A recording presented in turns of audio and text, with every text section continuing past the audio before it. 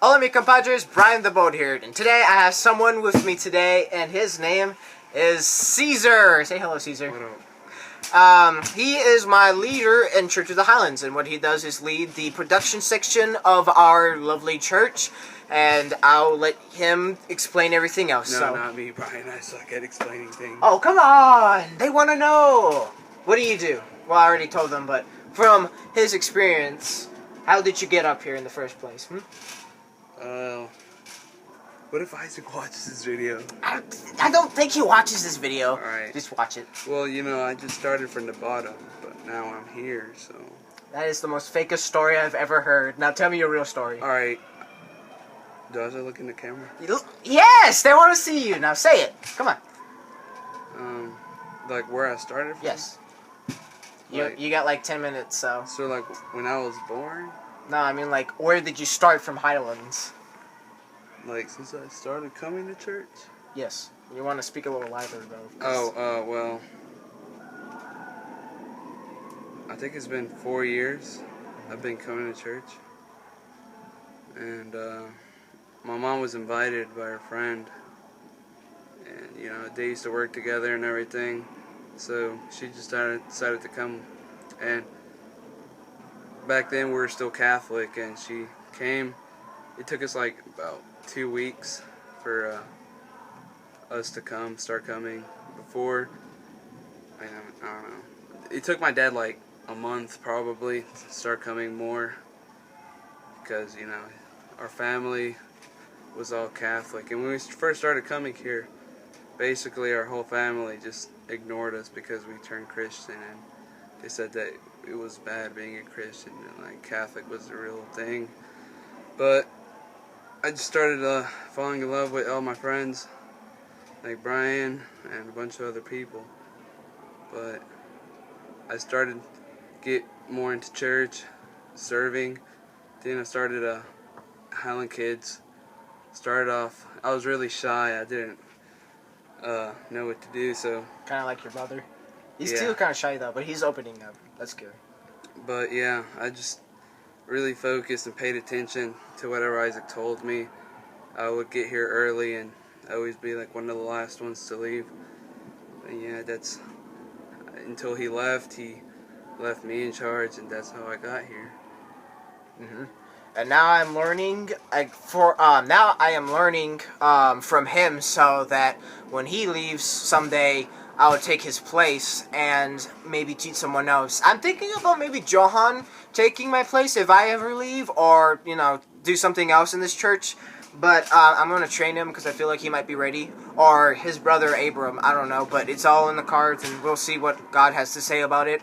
But it's really nice serving here, but like every time like after the service is over, last year, I don't think I've heard it this year, but last year, a guy named by Indy always said that, why are you serving here? Is it because of the friends, or are you legitimately wanting to serve for God? And for me, when I first started off, I didn't do it for neither of those things, because what I did it for the power and for responsibility, because I wanted responsibility, but the more responsibility I had, I took the responsibility and then turned it into power, and I took advantage of that, and I didn't personally like it either, because I don't feel like I was getting the respect that I wanted to, so I went ahead and went up to production, and then from there, I started learning everything on the computers, and the lights, and the video, and all that stuff, all that good stuff, and it's really interesting, and I started like, you know what, I actually like it here, so now,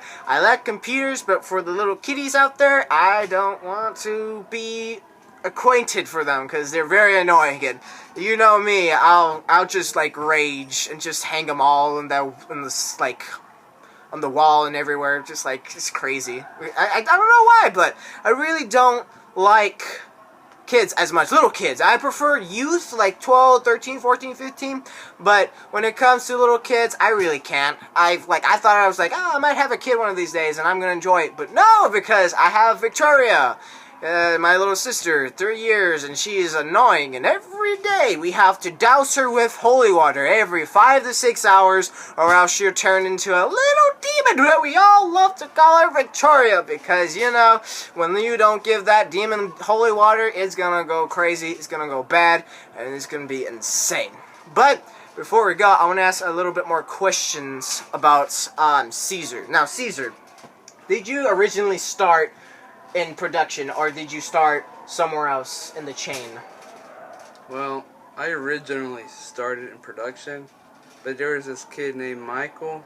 Oh, yeah, Michael. Do you remember him? Yeah. He was really intimidating. Really? Yeah, for me it was, because he was big, you know. I went up there and he was like, "What are you doing?" I guess he didn't know that I was serving up there. I was like, so I just turned around and walked back down. And it happened like that for like a month. Oh, really? Yeah. Oh. Until I guess Isaac told him something. Mm-hmm. I felt like he was kind of like the chill pill for Caleb, because ever since he was gone, I felt like Caleb was like a little too more like demandative. But like ever since Michael was there, I realized that like if it wasn't because of Michael, he would still be like a little crazy. Well, not crazy, but like when I mean by crazy, I meant by like a little bit more. I wouldn't say aggressive, but like a little bit more demandative or something. So he's like almost like a control freak. But like Michael controlled that in him, and I like appreciate Michael. But Michael left for the Air Force, I think. Yeah. But something went wrong, but I don't know what it was. But I don't know. But also another question: when did you become when did you convert? Like what year? What do you mean? Like when did you become a legitimate Christian? It's hard to say. Let's see. First, I came in like January. Mm-hmm. It was like the first week of January. No, my mom came first week of January, and I came like in the third week. And it took me about like a month to realize what it was all about. So yeah, it was probably like around the end of February, around there somewhere. Of 2000. Let's see. I'm bad at math. It's okay. I went to summer school with that. It was like 2011. 11. I think that's when I started to come. 2013. No, 12. 2012. Well, I became a Christian. This might shock you. In 8th grade. Like legitimately, I became a Christian in 8th grade. I became a Christian when I was like really little, but I never realized like the true meaning of Christianity. But then in 8th grade, I felt really depressed, very useless. I still feel useless today, but it's a little doused now. Like I don't feel as much useless. Like when I'm like one of those days, like I'm just like, oh, I'm useless. But like I don't say it repeatedly like I did in 8th grade. But I legitimately became a Christian at the end of the school year, like during April. During April, I legitimately became a Christian. Has everything gone better? I would say everything is gone just a tad bit docile, but there's still some challenges out there. And so like for those of you who are going to convert, I must warn you, because when you become a Christian, many people will say it's an easy life. No, it's not an easy life. It's very, very difficult. The way I see it is that, like, take this picture, for example, that you are signing a contract with God. So you're signing a contract saying that I will obey you and let you control my life, and for that I will go to heaven. And so you have to surrender yourself, but also you're also signing a page that you're not signing yourself, because when you become a Christian, you automatically become an enemy of Satan, because when you're not a Christian, he doesn't care about you. He really doesn't. You're just a pawn in his little battle. But when you become a Christian, he turns to you and says oh my gosh, you became a Christian, what do I do now? And he starts throwing things at you, say your parents got divorced, or you got an F, or your parents died. Yeah, he sees that. Okay, it went parents divorced. That's way up here. F. And way down there, it's just then, which says parents someone died. All the way up here. But you get the point. If something goes bad, that's him trying to throw threats at you, saying, "Oh, I made a mistake." But in reality, you made the greatest mistake You made the greatest thing. You made what's the word I'm looking for?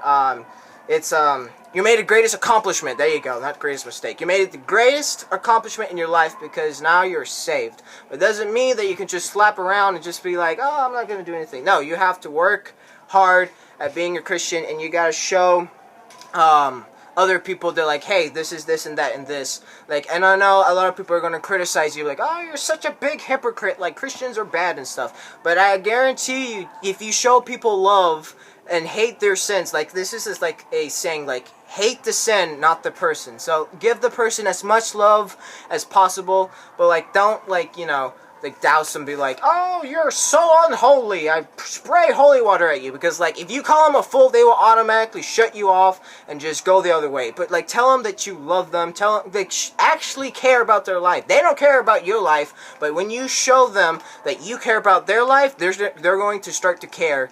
And so, build a relationship with many people. And just, you know, don't be that guy who just like, oh, all of you are unholy. Because none of us like that guy. Good Lord. But I think I'm going to end this video right here. Thank you, Cezar, so much for joining me. And this is Brian. No, I messed up with that thing, but let me start over.